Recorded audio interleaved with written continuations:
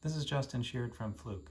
In this video about the ii910, I'll talk about how to make sure you're ready to go out into the field and take captures. One of the first things you should do is make sure you have an updated firmware.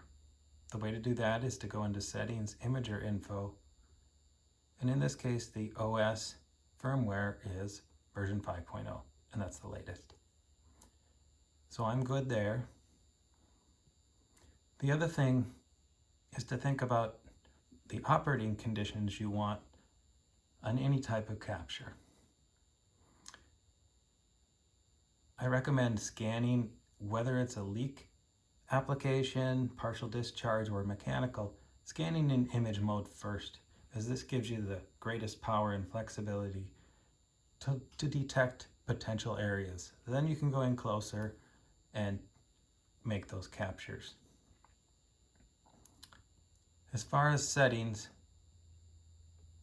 this starts to become important with LeakQ mode. One place to adjust this is the acoustics menu. And this would be primarily things like what frequency mode you want to be in. Do you want to be in the high frequency mode or standard? Here's standard frequency mode. In most cases for ii910, you'd want the full range. If you have these settings already pre-done in a profile, you can choose that now. See my separate video on profiles to learn more on how to use this powerful tool. So we're in LeakQ mode. Now I want to make sure if I go out and take captures in the field, that the metadata saved is what I want. So with firmware 5.0, all of this information is now stored in the file itself. This is the AS2 file that you're used to putting in reports, whether it's Fluke Connect Desktop or the online report generator. The operating conditions in this area are for LeakQ. If you're going to do a cost of gas report, this is where you would input the cost per volume. Most of your LeakQ measurements captures are going to be for cost of electricity because it's compressed air. And these are the defaults we put in. If you want to change those, this would be the time to change those before you go out into the field and take those captures. This information will be transferred over in your AS2. While we're in the operating conditions, I'll just show you that this is a way to turn on the on-device portion. So if you want to be able to see your LeakQ scale, leak rate, and cost per year on the screen while you're out there taking captures, you want to have these on. Another thing to consider is for PDQ mode, whether you have 50 or 60 hertz on there or nothing. If you don't have 50 or 60 hertz, you're not going to get that PRPD plot.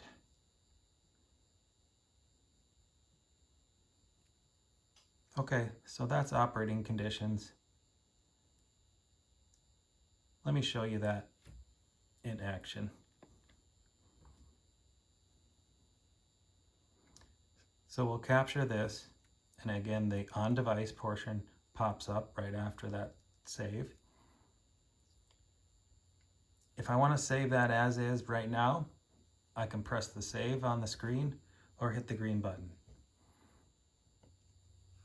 The annotation portion of your captures would be done now. They can be done now or they can be done later, but one of the most effective, efficient ways to do it is to do it now because it's transferred over and saved in that AS2. What do I mean by that, annotations? Well, these capture notes, text notes, we can put those in. Once I add something, it's showing me on my screen that there's a yellow dot there, there's something saved there. If I want to add a photo note, I do that now.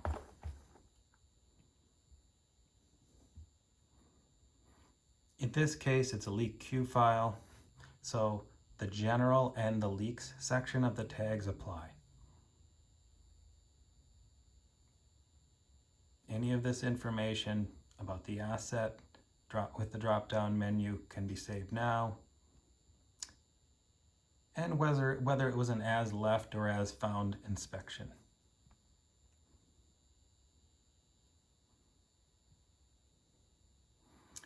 We can even indicate whether there's action required immediately and how high a priority that is. We'll say yes and high.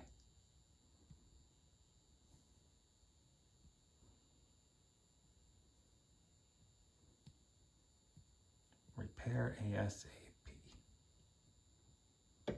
Okay, so now we have that information in the general. We can choose to add specific to this capture information about that leak. If we know the type, this would be the place to choose it. And mine is just a device, so it's other. We could go ahead and type that in what we want as well. Okay, so we'll save that.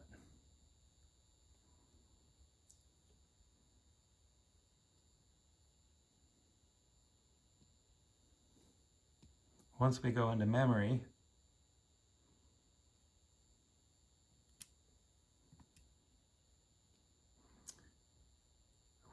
we'll see if we go to the right folder, the same capture. That's where we have the test. We mentioned action required high, and we had the photo note.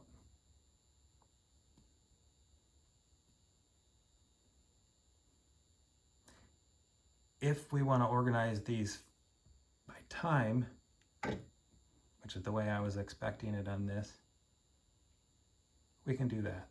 And this is the first one.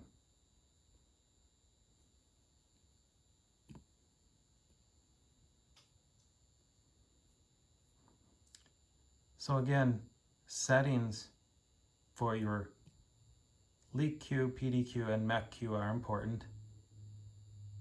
And the way to do that is primarily through the operating conditions, where we can set LeakQ values, on device, the PRPD. But there's also some of that in the acoustics menu, and I say that because you have to set the MECQ mode here.